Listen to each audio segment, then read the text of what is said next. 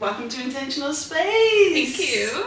So I'm excited as well. Right, okay, so this is about you. Yeah. I want to get to know you, and I'd love to share some of your ways of life with the world.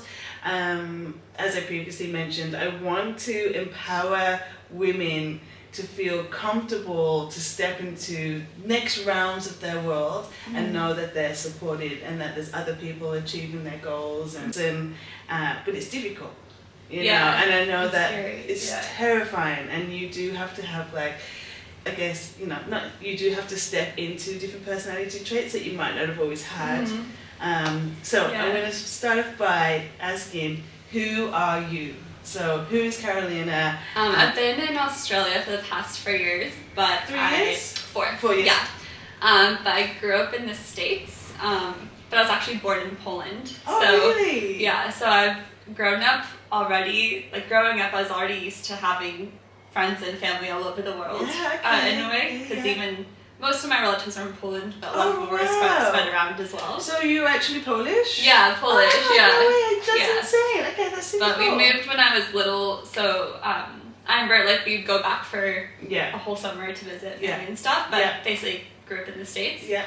I think overall, like, I have a really optimistic view on life, and I like to have a lot of exciting things to look forward to, even while I'm working hard, and so a lot of my life is like looking at the bright side of things and creating new opportunity, and just doing things that scare me, but in an exciting way, not like a keeps me frozen way. I know, because from following you on social media and talking with Kelly, you've always got different little projects and events, and from running to samba to work to traveling for work. There's always new things I'm always trying. And so for my work, I work full-time at Google, and I've done that for the past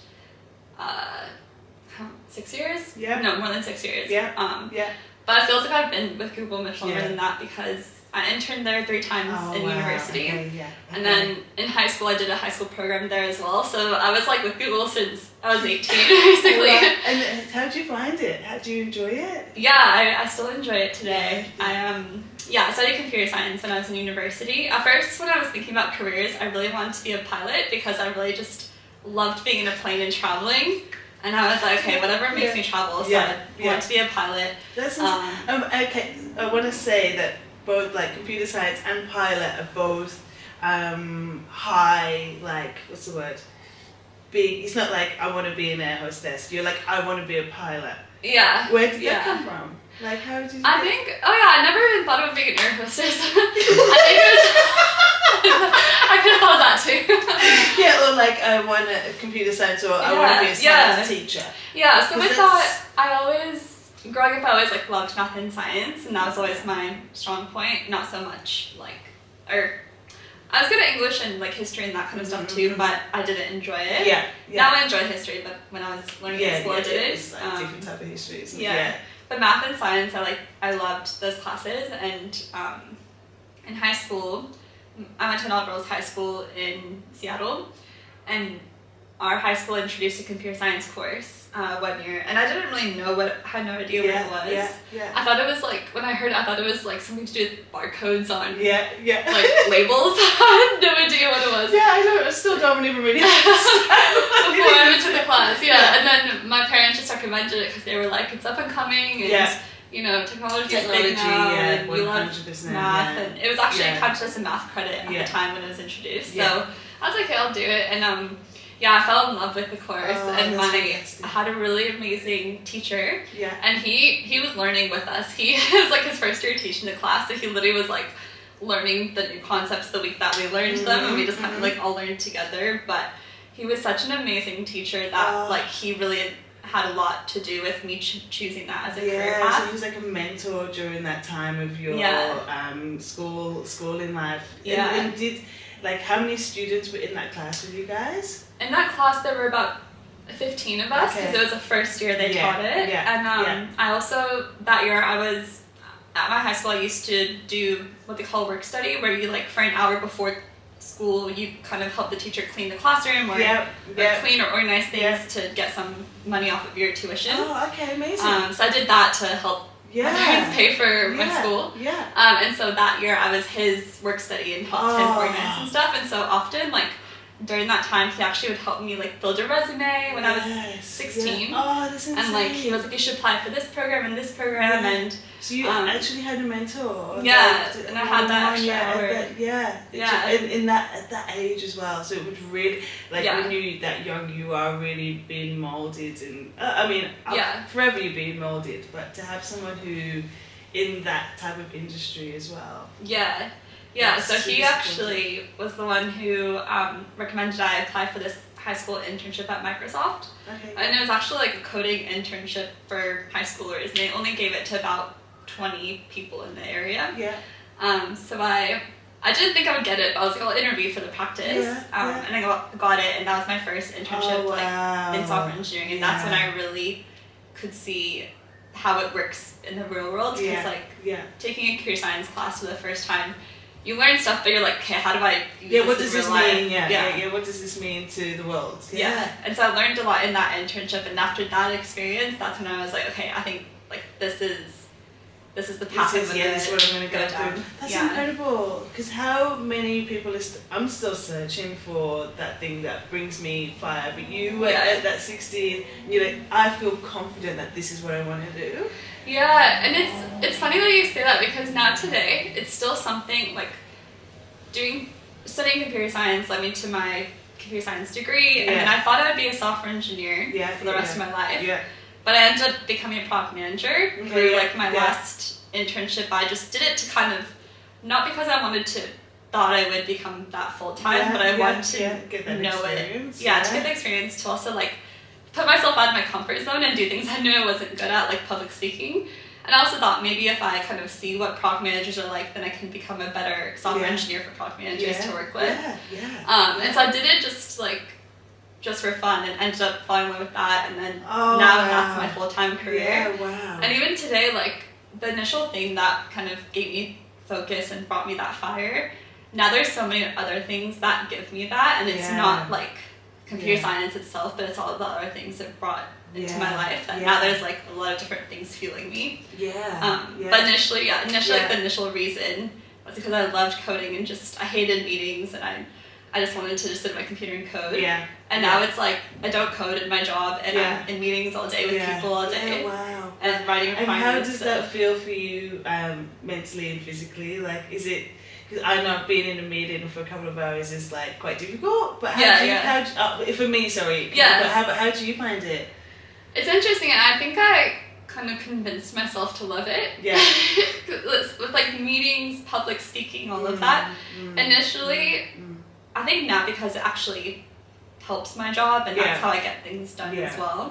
And I think especially over the last few years, I realized that people feel me, and so if I'm like talking to a bunch of people all day, I have so much more energy. That was one of my questions for you, actually, because I wanted to know whether you're an introvert or an extrovert. And I know that like people see someone who's super energetic and they go, oh, you're an extrovert. I'm an introvert. But even though I have lots of energy and I'm working and I'm confident and I could go to a party on my own and talk to everybody, but I'm actually an introvert, because I definitely recharge. I need days sometimes on my own. But so what would you say that you were? It's funny because I'm kind of in between as well, where I prefer being around people, and even like right now, it's my first time in my life living alone, and I was like, I don't know if I want to do this, because I love being around people. But I'm also someone who I need to recharge, and so like at the end of the day, or for one day a week or whatever, I need like that me time as well. And so I'm like torn, because maybe it's just that's everybody, where maybe even if you're more on the extroverted side and you enjoy being around people, that you still need to like that so other little do you love living alone though? I actually love it now. I think probably if I did it a few years ago, I wouldn't enjoy it. You weren't ready then. But the fact that you have your partner now, so like when he comes here, it's like you guys are home. It's not like exactly. I would feel that way anyway. I've got a few more work questions for you. So, do you get stressed out at work, and how do you manage your overload, stress, stuff like that? I definitely get stressed, and I think every year there's like new stress that comes up, and then I learn how to manage that stress, and then something new happens next year. So I do get stressed, but I think now a lot less things that used to stress me out. Now they don't stress me out today. Okay, yeah. I think initially, like, especially starting out at Google, I took so many things so seriously, and also because I felt like my first couple of years, I was really trying to prove myself. Yeah. And to prove that I do belong here and all that stuff. Yeah. And so if anything went wrong, I would get so stressed about it, and like, you know, I would just try to live with no mistakes. Yeah. And then I think after, it's impossible. Yeah. I can relate though. Yeah, exactly. And I think over time I realized that like everybody makes mistakes, and when you do, people don't actually remember what the mistake is. They just remember how did you handle it, like what did you do after that mistake. Yeah. So that was kind of the first thing that gave me a lot of peace. The interesting thing is that I moved from San Francisco to here to have a better lifestyle and feel less stress and have that balance. So you were at Google in Seattle, and then did you get a work transfer or? Work transfer. Yeah. And so on your own. On my own, exactly.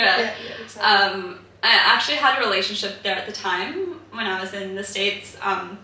But when that relationship started, I told the guy, I was like, no matter what, I'm moving to Australia in 2 years alone. So even if we're still together, I'm still going alone. Like, that's my decision, so you can decide what you want to do. But I moved for you. Yeah, I moved here to have that good balance. Yeah. But it's interesting because after 2 years later, I got really sick from stress.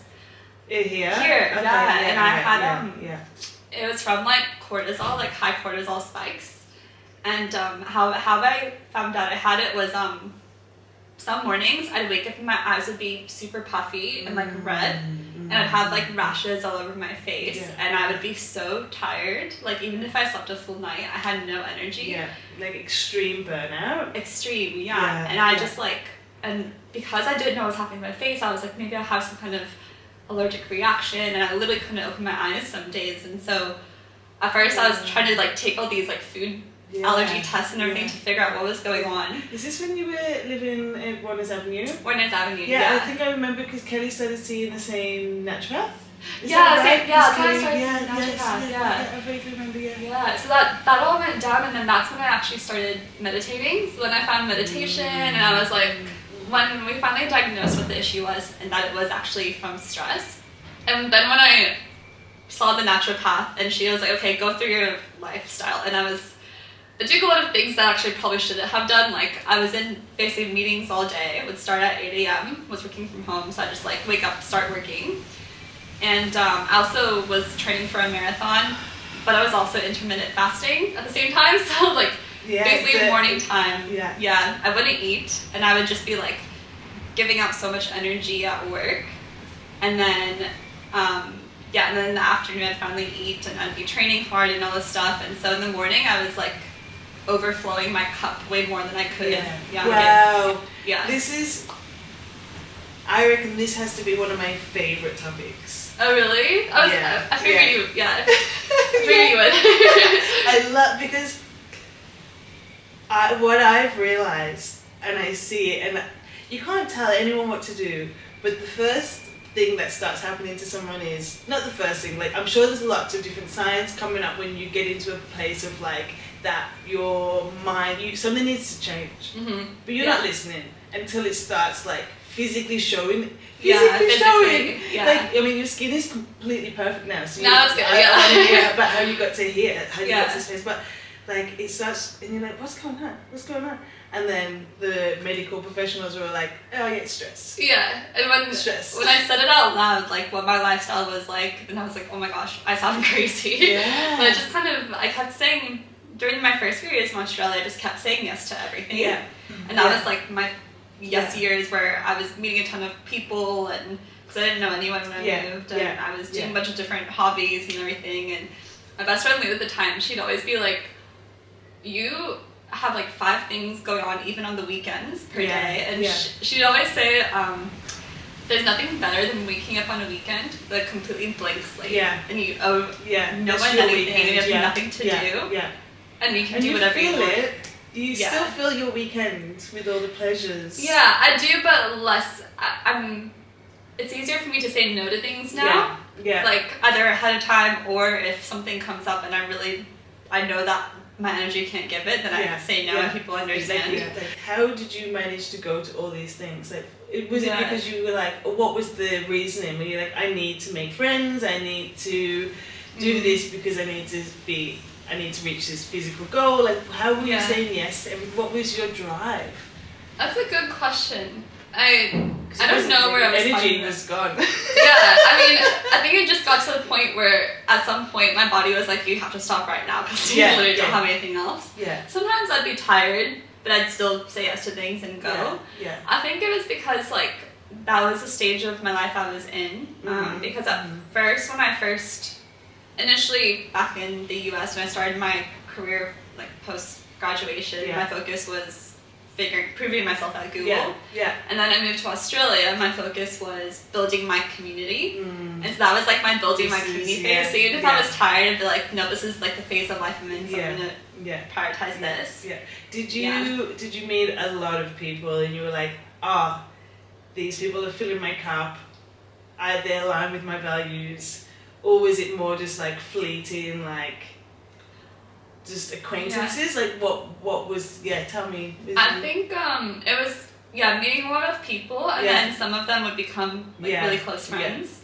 And so I think over time, like I met a bunch of people and some of them stayed, and then some of them became acquaintances. And it's like now with Lulu, you're like, I can't come out tonight. I can't play tonight. Like I actually need to just chill. And whereas when you don't know someone that well, you're like, I should go. Because they don't know you. I don't want to let them down. And I guess you must have just had energy to just do it. Like, you're tired, but I can just go. It's fine. I'll sleep another year. Yeah, exactly. I think that was it. It was just like I was tired, but I was like, this is my priority right now. Is really just growing my circle and trying new things and discovering or meeting new people. And so that was a sacrifice I made. And then and then once I kind of realized, okay, now I have more than enough people to keep in contact with. I don't feel alone. Like, I know I've got support. How many hours do you sleep, do you reckon? I think on average, like during the week, about 6 hours. And then weekend between like 6 and 8. Is that enough? Do you still? I think if I wake up excited for the day, and there's like a lot of things I'm looking forward to do, it's enough. If I'm not excited for what I wake up for, then I need more sleep. But I think overall, like, I think as long as I do the 8 hours on weekends, then I feel like I'm not being dragged down. And also meditation helps. So you found out that you were really, what was the diagnosis? It was basically high like cortisol spikes from stress. And so usually your cortisol should kind of be around the same level throughout the day. But mine would like go from here to here within like an hour, and that was then causing me to feel really tired and have my like allergic reactions and all of that. Okay, so what were the first things that you changed? So you had a conversation. She said, run me through your day. And then you were like, oh my lord, like it sounds impressive. Like if you're not unwell, you're like, whoa. How did you do it? I'm like, it was I was definitely surprised, and like finding out what it was actually took quite a while, because I started seeing a naturopath, and because I thought it was like food or environment or something. I didn't think it was myself putting all this pressure on me. And so I actually took a few months before we nailed down what it was, and so the first thing I actually changed was my eating, and so I kind of just like went back to more simple things during that time, and then then I cut out meat for a while and cheese and stuff, and then slowly added it back later. So I started eating a lot more clean. Even though it helped a little bit, it gave me more energy, but it wasn't like the root cause.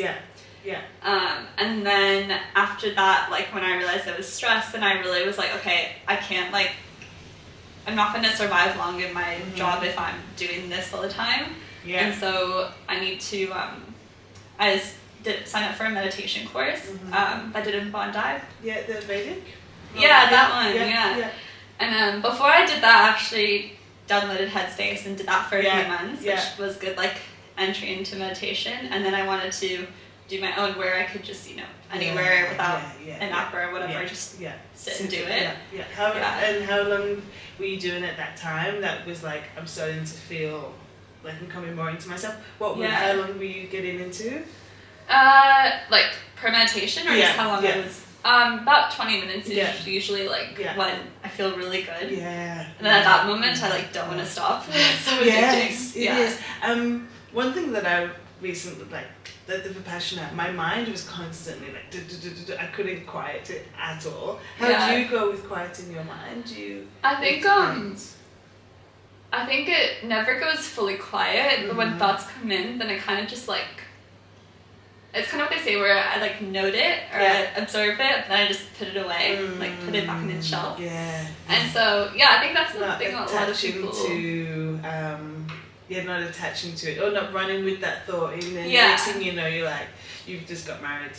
Literally, it's just like I don't go down the rabbit hole. Yeah, down the rabbit hole. You're like, oh no. Okay, so you started your meditation. So you did your food and your meditation, and then how long between then did things start to come back to normal for you? It was pretty fast actually, because I prioritized meditation, food, my sleep as well.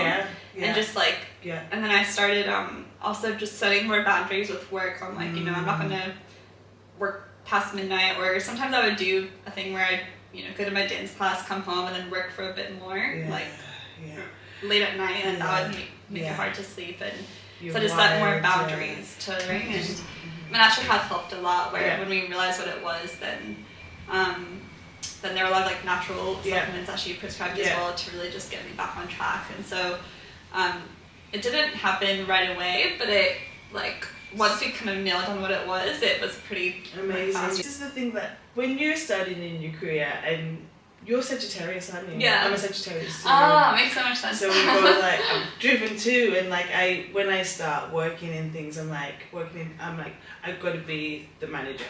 That's my goal for every, like, you're going to be the pilot, you're going to own the Virgin Airlines, like, this is, and I'm going to work like that. And then you give in like 110, 150%. My boss is like, oh, fantastic, I love your enthusiasm. And then after like 6 months, I'm like, on a Monday I look like crap. I'm like I got IBS. During my stress was IBS. Oh, yeah. And I'm like, it's also like the stress. Yeah, super run down, super stressed out, working 50, 60 hours and like with people all day, a lot of responsibility. And you're like, it's no one's fault.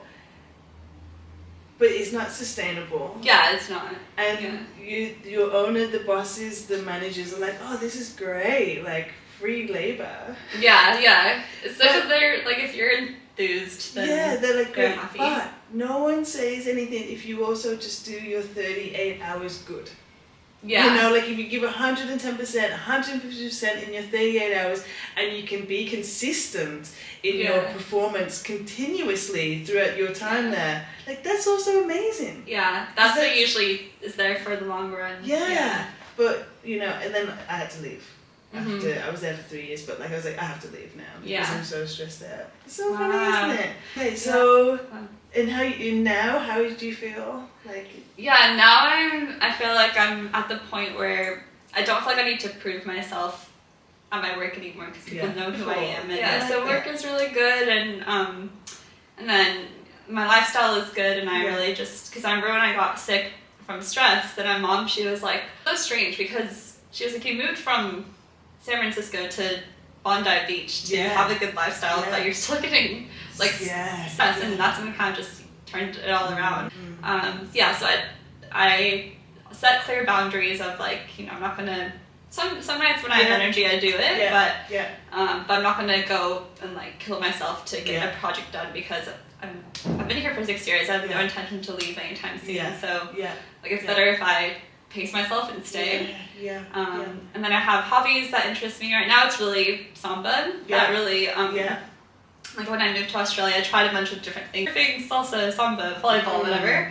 But samba was the one that really stuck. And then I started performing on a community team after a year, and then after like almost 2 years, I joined the professional team, and then last year I got to go to Brazil for Rio Carnival for samba, and that's when I met my boyfriend there. So a lot of things like really kind of came together all through just doing things I love. Yeah, and I, you posted something on social media yesterday, I think it was, and I just loved it. And you were like, follow the life that you want to live, or live the life you want to live. And and don't go searching for love. Don't go searching for love, because again, just through the little snippets of knowing you and seeing your social media, and you living with Kelly saying, oh, I'm doing this with Karolina and Sophie. I'm like, oh, these girls are really cool. Like, you actually do things. You do what you say you're gonna do, basically. You're like, I'm actually gonna go to that club and I'm gonna try this thing, and that's scary. So how did you go about that? So you came here and you're like, I need to build a community.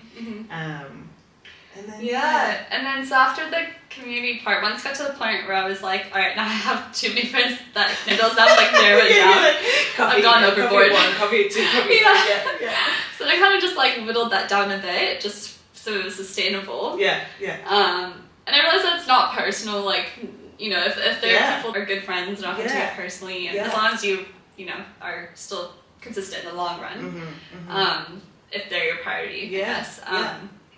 And then, so after the building community, then my focus was like leveling up in my career and getting a promotion. And so I got the promotion. Actually, it was like during that year I was working for the promotion, and I got sick as well. So just like all of it was. But once I was done, then that's when I felt like I was kind of ready to also change teams.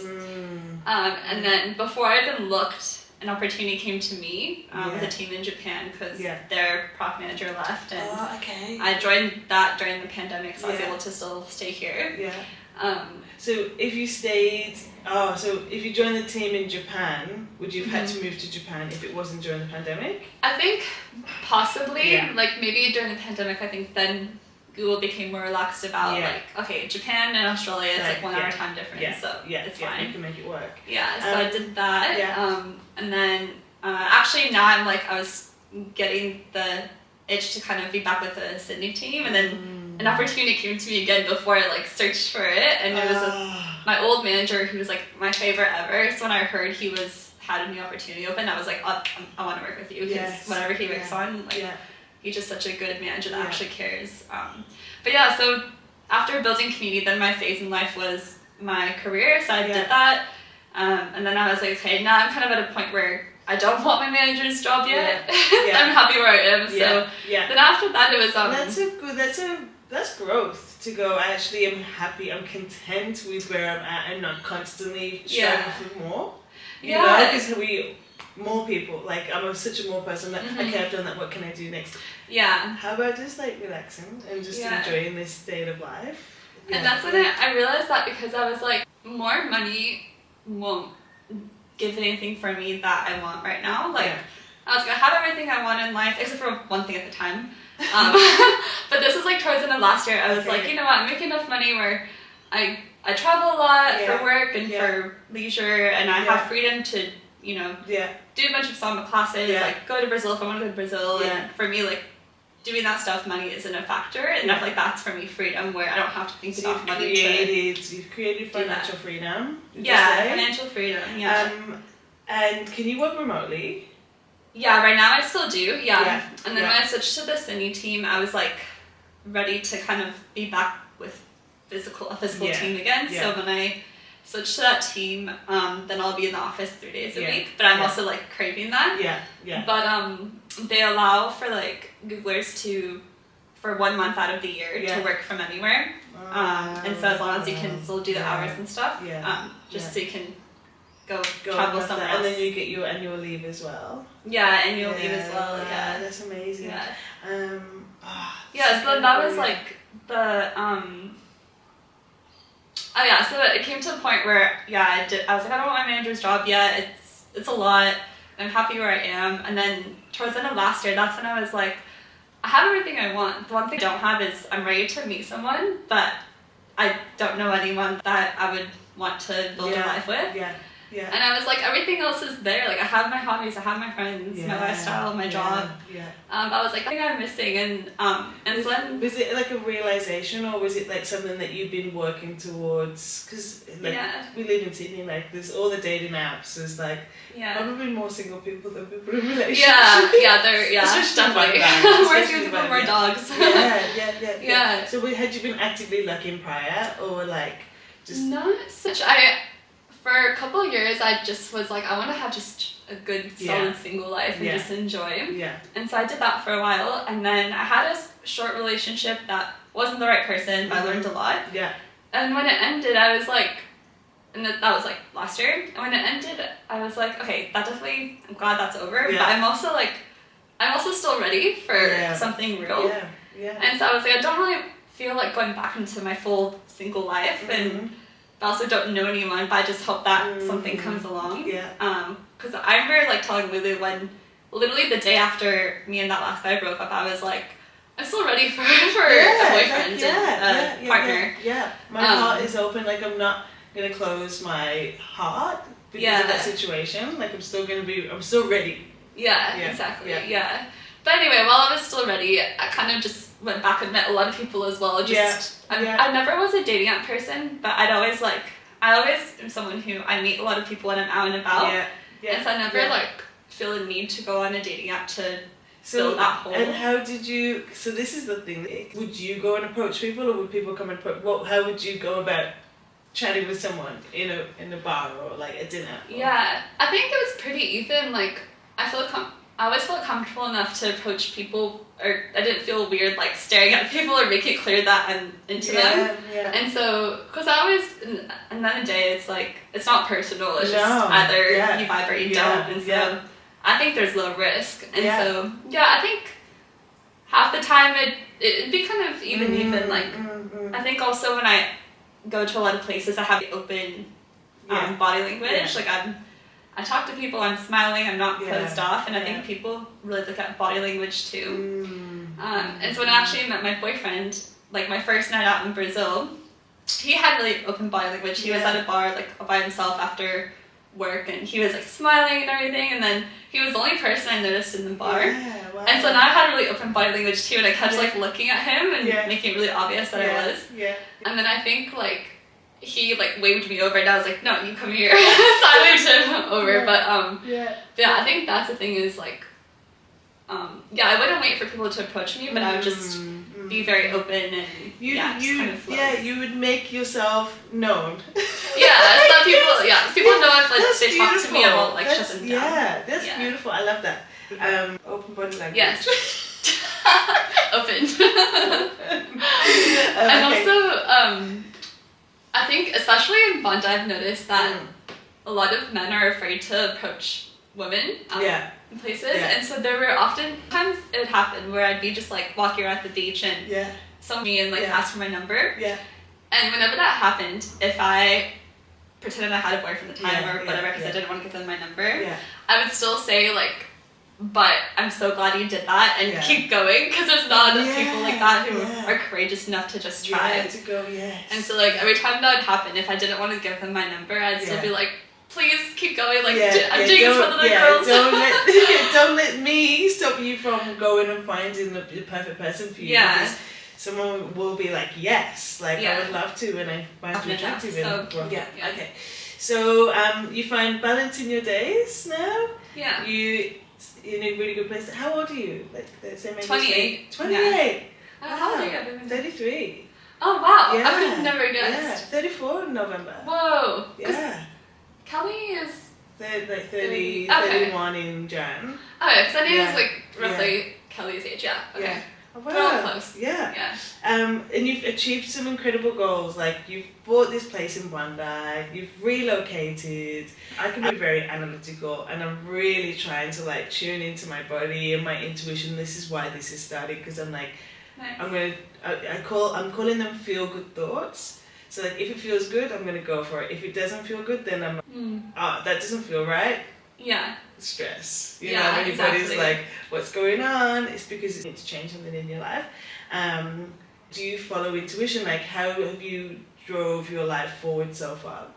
Yeah, I think sometimes I can be very spontaneous with the things I decide. Yeah. Actually, it's funny. My boyfriend and I talked about this. Yeah, because I told him, I was like, I'm someone who, I don't think too much beforehand about what I'm about to do. If I'm curious about something, I'll just take action right away. He always says, he's like, you never save anything for tomorrow. And I'm like, oh yeah, that's true, I don't. And he actually started learning from that, and now like he got back to Brazil after visiting here. Yeah. And he like right away when he got home, he unpacked his suitcase and he was like, I'm not saving this for tomorrow. I was like, wow, that's more impressive than me actually. Yeah, I would save that for tomorrow. yeah, because he's someone who he thinks about like, okay, you know, what are all the scenarios? What's the best one? Versus I'm like, you know what, I'll just do it and then I'll see how I feel after, and then if I don't feel good, I'll just stop right there. And okay, so you kind of take the risk. There's no risk with no reward, right? So yeah. You're like, all right, I'm just gonna go all guns blazing. Yeah, it's like measured risk, just to kind of like see my reaction, and it's to the point where like if I do that small action, I'm still going back. Yes. But once it gets to the point where there's no return, that's when I really think about it. Yeah. And so I think there's two examples. Like one is it was with I think around sometime last year I was starting to get a little bit bored with my job, so I was like maybe, and I was thinking more and more about starting my own thing, my own business. And one of my best friends, she works at Atlassian as an engineering manager, and she was kind of feeling the same things. So then we were like, maybe we should start something together. And so one day I was bored in a meeting, and so I just applied to this like startup incubator called Antler, and it's based in Sydney, but they're all over the world. And I was like, fuck it, I'll just apply, do the interviews, and then see how I feel if I get it. And so I convinced my friend to apply as well. So we did all the interviews, amazing. And we got the offer. And then I got the offer, I was like, no, it's not the right time. Because when I got the offer, I didn't feel anything. I was curious enough to do the interviews. But then, when I got it, I was like, actually, it doesn't feel like it's right now. That's following your intuition. Yeah. You know, and that's, what was the expression you just used, like, risk. Measured risk. Like, I want to be like, oh my god, I'm so excited about this. That's exactly what I want to do. If it's not that. So that's like one example, and another one was with my relationship, because my boyfriend's in Brazil, and you know we're planning our future. And initially, actually, right after I met him, I was like, when I was basically boarding my flight back to Australia, I'm telling manager this, like, I'm moving to Brazil, like all this stuff. He was like, wait, stop, we just met each other, like, you know, it's a world country as well, and all this stuff. And then we talked about it and we, you know, visit each other and all this stuff, and then I got to a point where I was like, okay, you know what, I'm just gonna tell my manager that I'm planning to move to Brazil in January just to see what he says. And I told my director as well, even though I hadn't fully made a decision. Like, I was gonna see what options they give me. And so my director was like, oh, we'll make a rule for you in Brazil. You know, he's very optimistic. The manager was like, okay, well, I'll help you find a rule in Brazil. So it wasn't, one said like, we can expand our org. One said, you probably can't, but I'll help you and, you know, put a good word in. And then I started actually talking to a few teams in South Office, and I found 3 teams that I could join.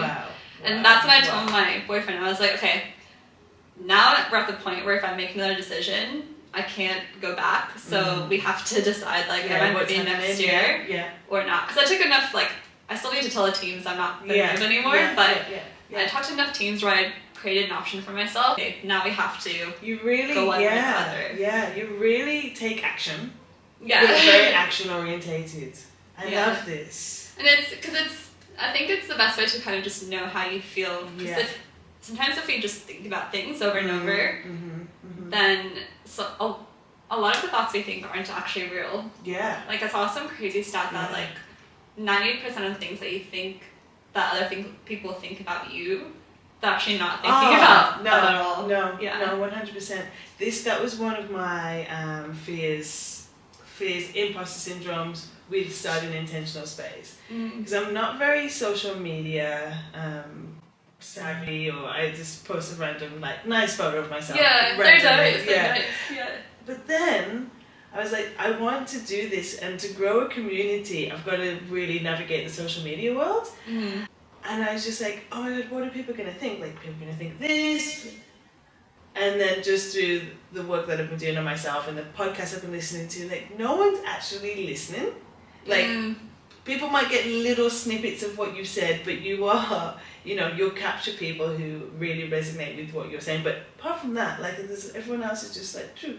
Yeah. So it's funny, but in our minds, we've created this whole scenario for why I can't, or... And then it doesn't even exist. Doesn't even exist. You just like completely made it up. Whereas you're like, okay, I'm just gonna go. Is that just a personality trait you've always had, or? Yeah, I think so. I think I've realized that probably this year that I'm very action oriented. And it's really just to see how I feel. And for me, I look at life as like we're all like chess pieces on a giant board, and it's. Yeah, I think I take a lot of things like less seriously now. Like even moving country, I've done it twice before. Yeah. And so I'm like, you know what? It's not even if I did move to Brazil. Yeah. It's not a big risk because I have citizenship in the US. I have permanent residency here. I have a house here. Yeah. So like. Yeah. I can always go back. Yeah. It's not like I'm stuck. No. Yeah. No. And it's this continuous growth. Oh, I'm really proud of you. Thank you. It's a lot of different decisions and things to think about. Yeah. Just really like live life with. I'm sure there's fears in there, like because you're a human being, but like it just feels like you are just moving through with a lot of trust. And a lot of love for life, and you're like, well, this is going to be a really cool experience, and I can always go back, and like, wwhy would I miss out on that opportunity? And then you're like, I've got these contacts here, and I'm going to find out contacts there, and like, it's incredible. This is something that I'm really fascinated with, and the few people that I've asked so far, I'm like, wow, okay, cool. What is your definition of success? But the initial thing that came into my head is freedom. And I think, but not like careless freedom. Yeah. More like freedom where you know that things are going to be okay, and that like I kind of alluded to before with like financial freedom around how for me I don't want to make a lot of money to have nice cars or whatever. I don't really buy designer things. Yeah. I only buy things if I need it. Yeah. And for me, it's like it's more of just the freedom where if someone gets sick in my family, then I can easily go the next day, or if a new opportunity comes up, I can just do it and not have to think about any restrictions. But I think also it's like freedom of just not being afraid to do something because of what other people might think, and whether it's in a business or life decision or relationship, whatever. I think actually when I met my boyfriend, he asked me on our second date, like, what's my goal in life? And he thought, like, maybe I would say to buy a house or to have a nice car or to be a CEO or something. And I was like, I thought about it and I was like, I just want to be happy and stay happy. Yeah. And I was like, that's my goal. And he was so shocked. He was like, explain what you mean. Cause, but I think that's the thing, is just like, and I think part of being happy is also having an impact. And that's why I enjoy working at Google, is because even if you touch one small thing, you still have such a wide impact on the world.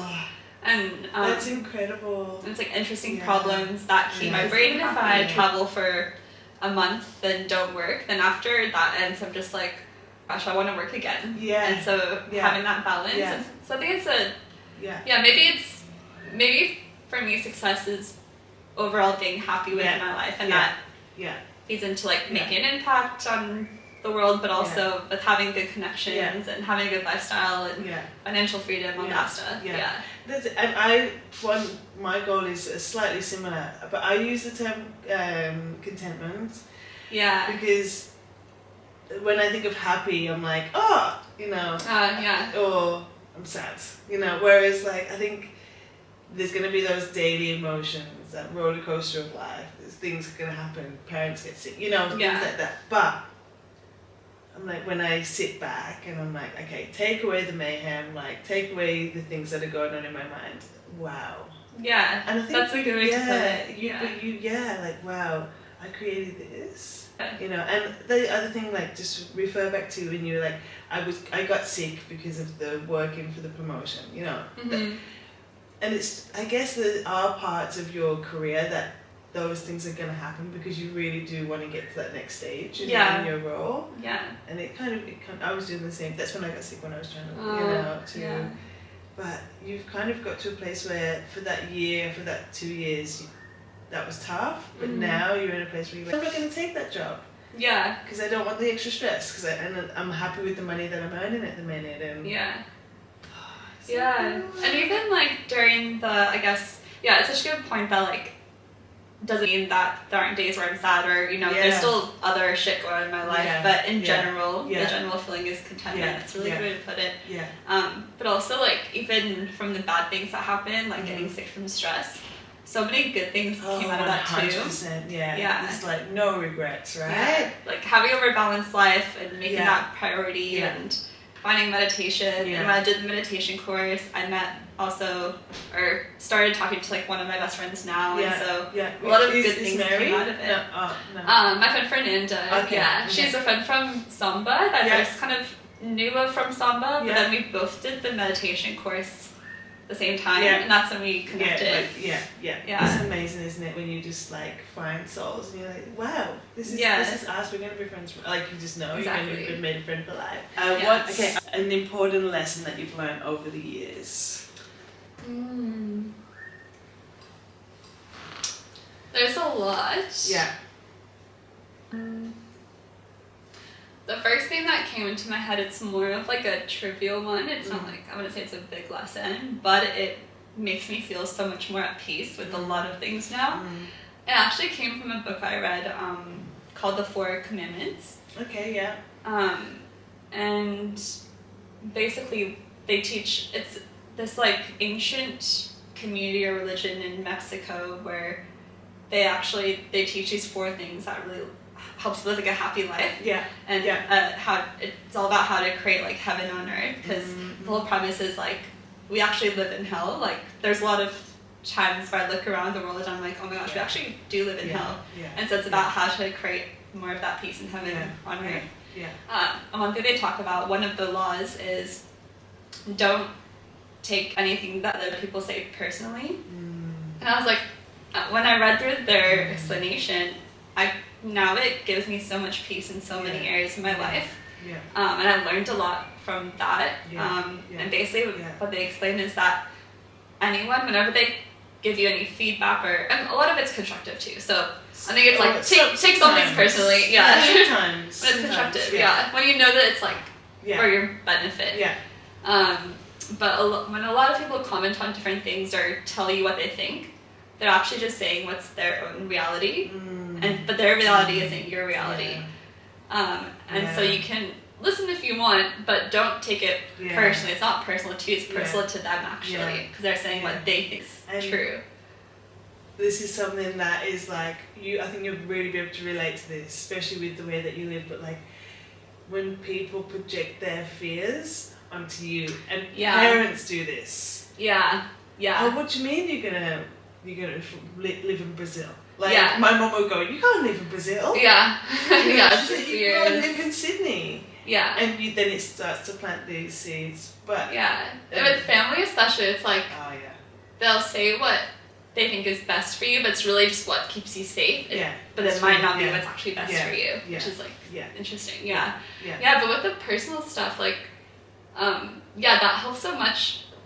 Not taking things personally helps so much with work, with friendships, with relationships, with life, whatever.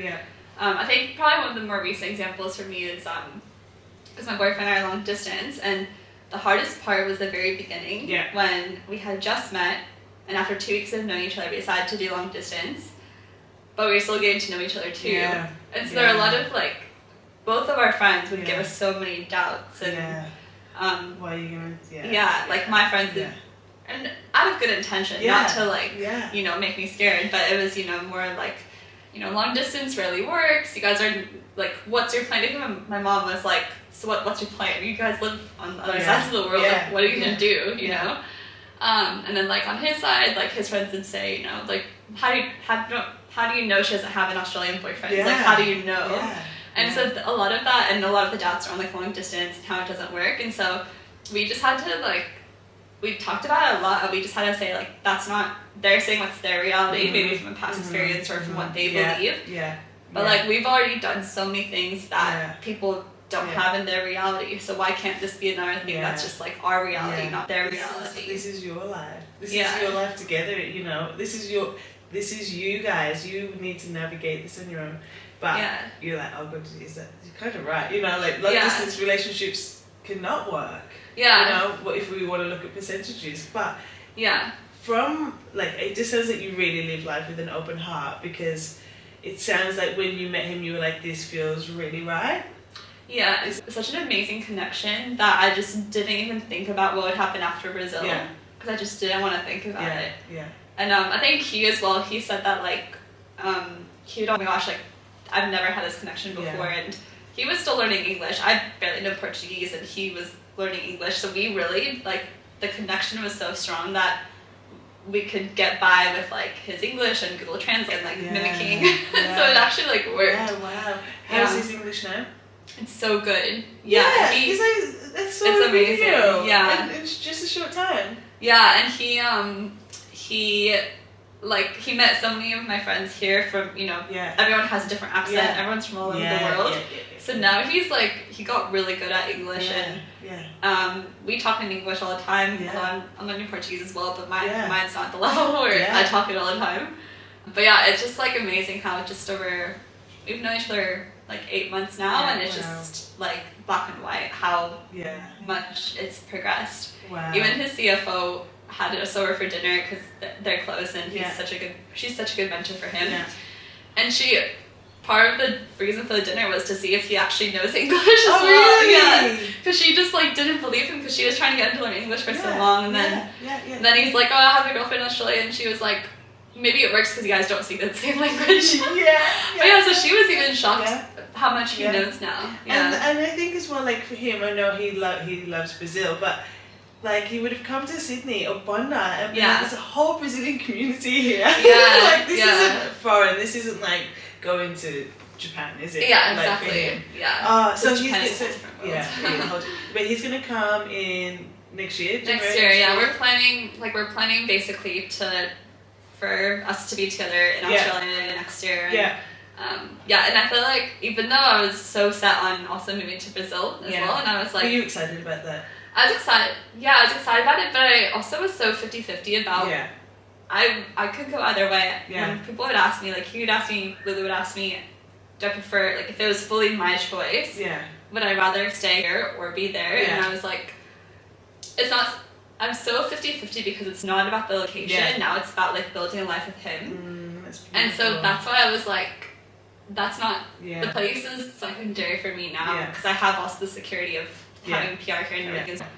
And so I was like, now it's just, I'm so 50-50 because it's just wherever I can be with him, basically. Oh, that's beautiful. That's really nice. So, but now I plan to be here, and it feels right. Like now it feels. I feel like it makes sense. Decision. And he basically was like, okay, I'm actually gonna come. Like I'm happy to come here.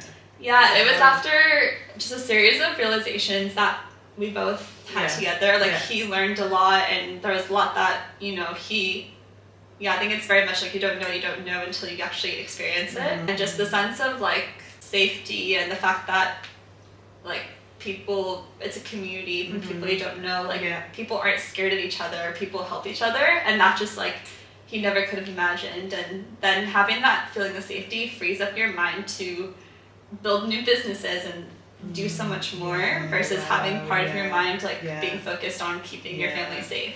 So that there was a lot of realizations he had, which I never would have fully had because I didn't have his life. And I think just after all of that together, he was like, if you really want to still move to Brazil, I'll allow it, but he's like, this is actually so much more than what I kind of imagined. Amazing. That makes me really happy. Me too. It is, because I think it's coming from England as well. It's just mind blowing. But you also like when you go back to your country. I'm sure it's not. It's like God. It's not as safe as no, like the U.S.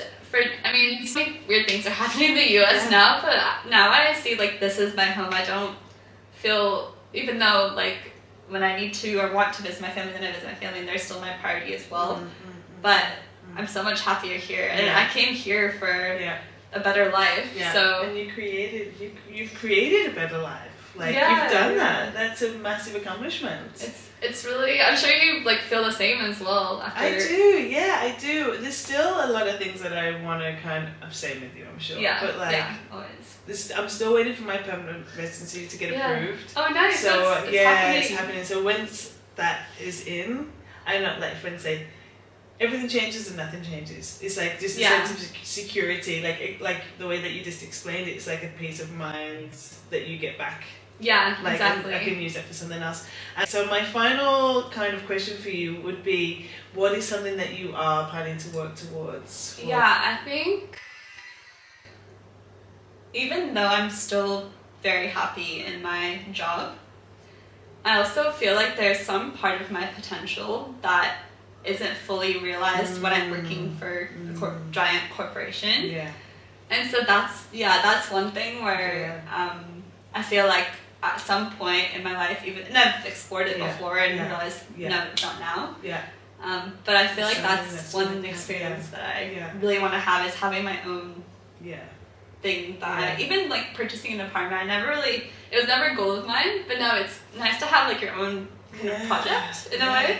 Yeah. And so I like that feeling of ownership and also having full, kind of like what you're doing with this as well, where it's like fully yours, and whatever you do, like how much you put into it is how much you get out of it. Versus like when you're at a big corporation, it's like you can work really hard, but how much you put into it doesn't always equal to what you get out. When you've been doing something so long, like you've been working at Google, and you're in a really good place right now, so like you don't need to make any changes, but you do start to get to a point where you're like, oh, something needs to give, and I don't know, I feel a little bit unsettled, and I'm a bit bored, and you're like, I have to make this change. And it can be easy when it's like that, but when it's something that's programmed inside of you, like I need to hustle, I need to be successful, and the only way I can do this is if I do X, Y, and Z. But it's not always the case. Exactly. Last night I was like, when you have your little project, whatever it might be, I love the way you will reap the rewards of what you put in there, and it's only up to you, which can be harder as well, because there's no one going. No one's telling you what to do. Where's the deadline? This is due next week. Yeah, exactly. Yeah, I feel like I had a little glimmer of that with my samba dancing, and now I'm just like, okay, what's the next thing? Now I want more. Because it's something where I did initially as a hobby, because I just kind of fell into it and found it, and now I was like, oh, this feels good. I'll just keep doing it. Yeah. I had no goal with samba, nothing. I just wanted to just keep dancing. Hobby, I'm having fun, enjoying it. Love the music, love the the friends, the fitness, all of that. And I was like, sweet, like no goal. And then like opportunities would come, and I would just say and I worked like during COVID. I was dancing every day and just doing all the online classes. And that's when I really started to level up. And then I was like, oh, like this is something where how much I put in is like literally how much I get out. And so then one thing kind of led to another, and then now I'm like, I would have never imagined that I would be, because I'm going back to Brazil for Carnival again this year, or in January. And I never would imagine I'd be like traveling internationally for dance and doing this like professionally now as a side thing. It's not my main job. For example, initially I was like, maybe I don't have time for this, and so I'll just kind of keep it there. But I was like, well, I'll add on one more class and see, like, does that actually change anything with my work? Maybe you might just one more. Just one more, just like 5 times a week. And just see, but then that's what happened. But then I'm like, and I looked at it and I was like, actually, it doesn't, on the grand scheme of things with my job, take too much away. Because if I'm on the days, like usually I have dance in the evening time, so it's late. And even on days when I don't have dance, I get just as much done with my work, because then I feel more like I can take my time.